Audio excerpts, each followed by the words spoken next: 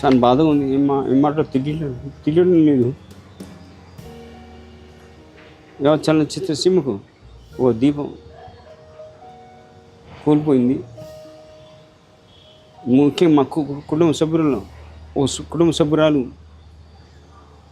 దూరం అయిపోయారు. కృష్ణవేణమ్మ గారు 1949లో మన దేశం చిత్రం ద్వారా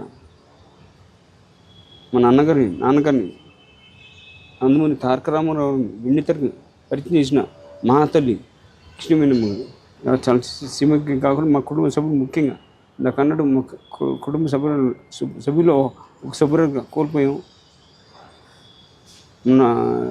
అన్నయ్య గారు అన్నట్టు మోహన్ కృష్ణ గారు అన్నట్టు మన విజయవాడ వజ్రోత్సవం నాడు డిసెంబర్ 14న జరిగింది వజ్రోత్సవం.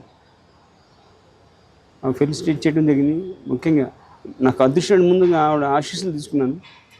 ఆవిడ కాళ్ళకి దండం పెట్టాను. ఆవిడ ఆశీస్సులు తీసుకుని నేను మాట్లాడాను. ఆ భాగ్యం నాకు కలిగింది ఆవిడ ఆశీస్సులు తీసుకోవడం. డిసెంబర్ 14వ తారీఖు వజ్రోత్సవం ఇక్కడ చేయడం జరిగింది విజయవాడలో.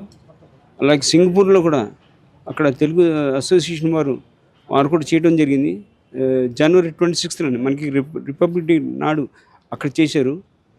వారు కూడా అప్పుడు కూడా రమ్మంటే ఇమ్మీడియట్గా ఒప్పుకోవడం జరిగింది వస్తానని. కానీ కొన్ని కారణాల వల్ల వీసా రాకపోవడం, ఎందుకంటే పెద్ద వయసు ఆవిడ, కారణాల వల్ల వీసా రాలేకపోయింది.